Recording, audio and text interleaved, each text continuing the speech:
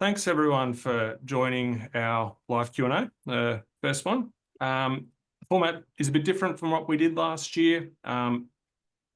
This time around, I'll just be answering 3 questions from people I've spoken to recently in the course of doing business. And with that in mind, I think I'd love for everyone to email me with any questions you may have. Give me a week or so to sort of ponder it, and then I might answer it on this show. As you'll see as well, I'm happy to anonymize them. So without further ado, let's get stuck into the first question. So our firm turns 10 this June. This is a question from SR, a managing partner of a Melbourne firm practicing in family law. They've asked, should we do a big event, a thought leadership campaign, or invest that budget in refreshing our brand? So I've noticed this anniversary question coming up a bit the last few years. I think it's like a post-COVID thing that people are celebrating anniversaries more than they sort of used to before the pandemic. But the advice I'd give to someone celebrating 10 years versus, say, celebrating 100 years, I think is very different. So I want to give that sort of bit of context first, because if you're celebrating 10 years, it's likely that the founders are still around, whereas 100 years, they're no longer around. There's probably been multiple generations of a team sort of come through. And I think that's a really important bit of context on how to answer this question. So kind of getting to the, what should we do with that anniversary? Should we do anything? And I think the first thing is yes. But what you do will be contextual around your own personality and your firm's trajectory. So the first thing that kind of came to mind was running an event. And you could do a client event. In this instance, it's probably going to be more of a referrer event. It's unlikely that a family law firm is going to want to invite their clients, but referrers for sure. And I think really that event should just be a pretty simple celebration. The managing partner should do a speech. They should be thankful for, everyone in the room. But I think the focus of the speech needs actually to be about what's happening for the next 10 years.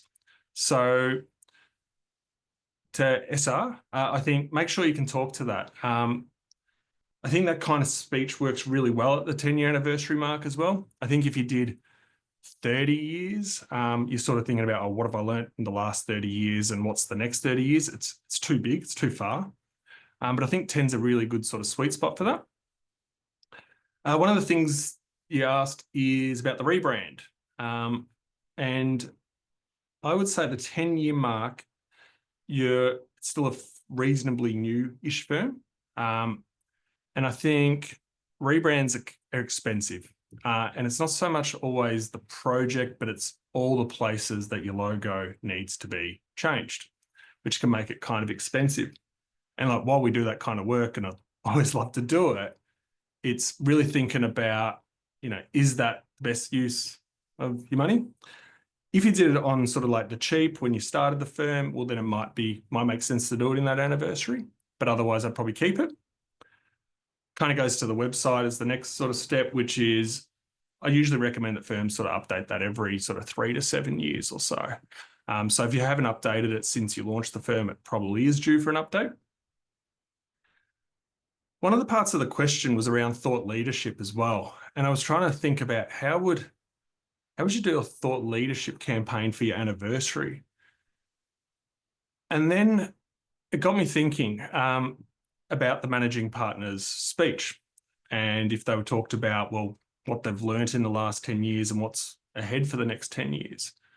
And I think a really easy, dare I say, kind of idea would be you could talk about what you expect to happen for the next 10 years in your practice area or the type of clients that you serve. So I think to sort of wrap up that question, thought leadership campaign could make sense. It could be a report, a video series, maybe a blog series. To make that even kind of more special, you might even launch it at your referrer event party. you did mention it was in March. So and we're in Feb at the moment at the time of recording. I would say the good news is that an anniversary is for a whole year. So you've got a little bit of time to actually go and do that. Okay. Next question is from RJ, a practice manager of a generalist firm in Sydney. We're moving to a bigger office in March. What marketing opportunities should we capitalise on before, during, and after the move? Okay. So I think the first thing in answering that question is to come up with a bit of a checklist of what you need. I thought I'd focus on the marketing touch points, so not like the official company registers and so forth. First thing I'd be looking at is your Google My Business profile. Update that to the new address. That's such a simple thing that people forget.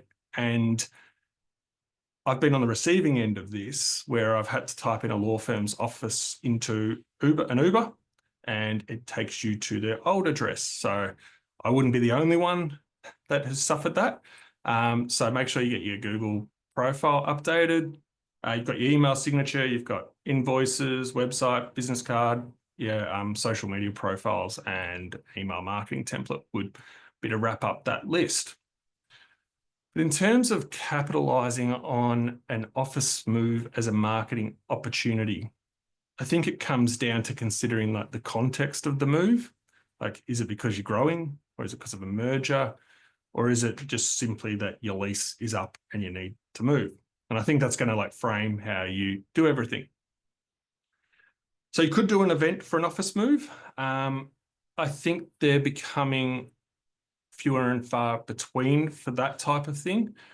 For an office move, I think people are less likely to come in just for we've got a new office. So if you paired it with something like a milestone, say promotions or an anniversary, those things might be a good enough reason to have an office move event.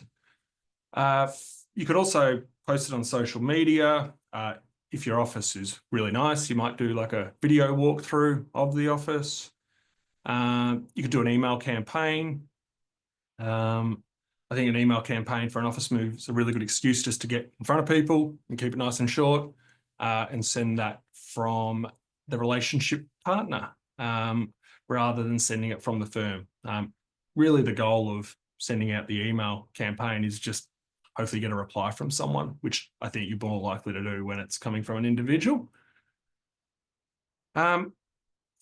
Second last, I would focus on signage. So your lobby signage needs to be updated, the reception signage. So if you're in a suburban area, so this person's in Sydney, but this would apply to anyone in a capital city. If you're in a suburban area or a regional area, I'd be looking at like the outdoor signage, so the signage on the building. It's never going to win you any work, but might help when someone makes a referral. They'll recall that name if it's in the local area. And lastly, I think another idea just to help boost team morale as part of a move is you could have like a competition for like naming the boardroom and the meeting rooms. So some ideas would be like location landmarks, like rivers or street names of the local area, or it could be names of noteworthy judges in the practice area. So there's just some ideas. I hope that helps.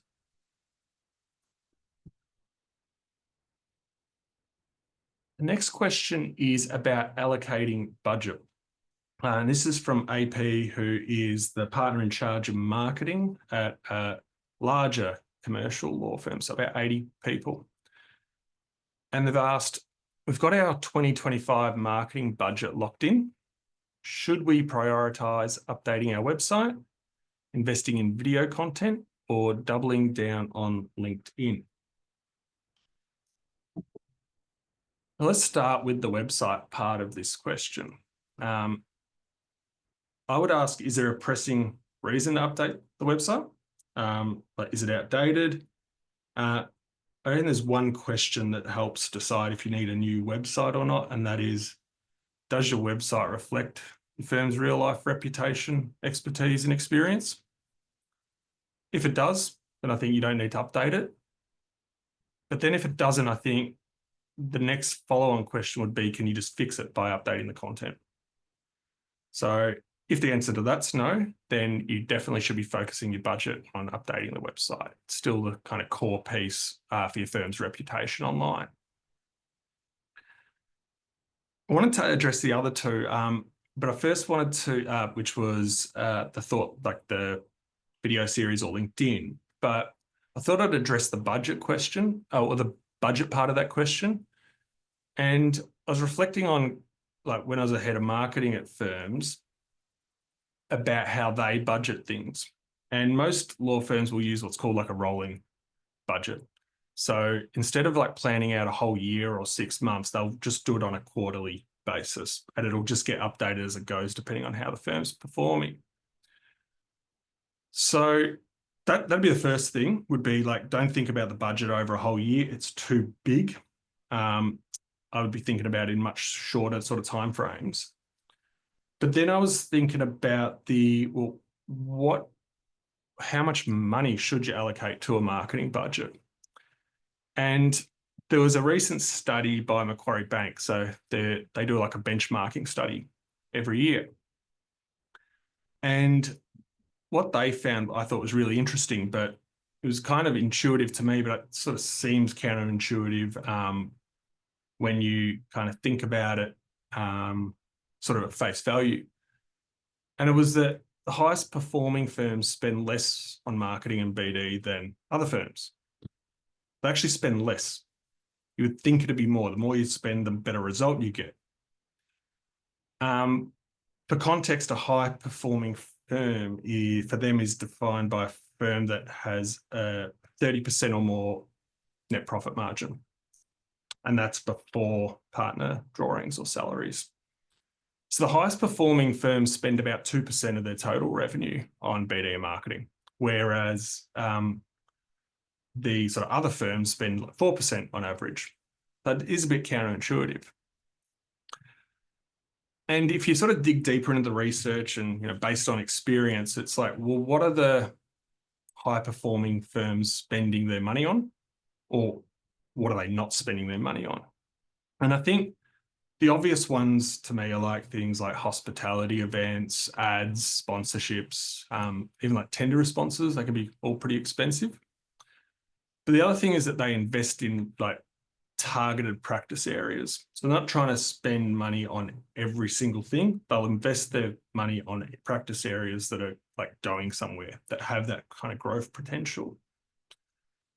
So to help like with setting that budget, just one way to think about it is, for every $1 million in revenue, you have about 20,000 to spend on marketing and BD. If you're a larger firm and you have an in-house marketing team, the salaries will typically, for the marketing team, will be part of just the salaries budget, not part of the marketing budget. So this is more like external budget.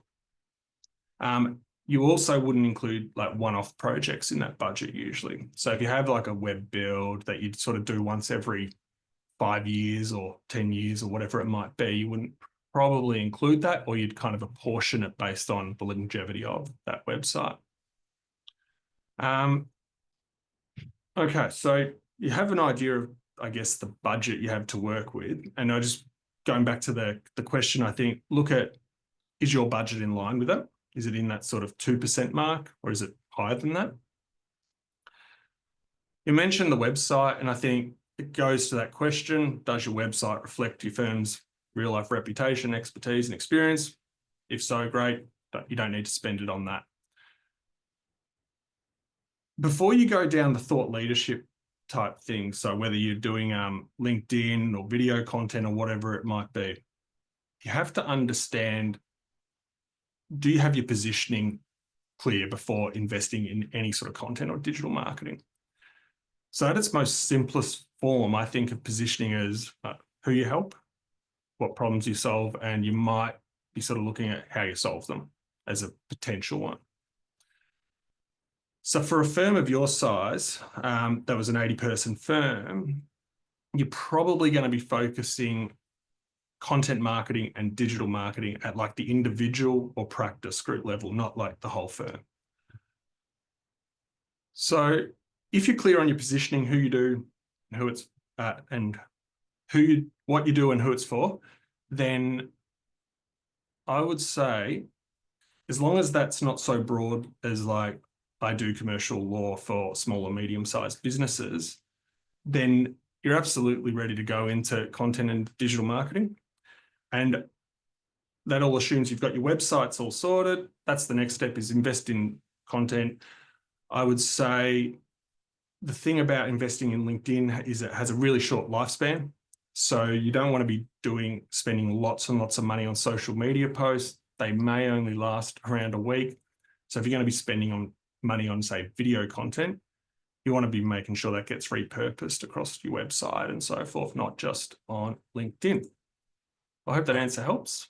And that's it for today.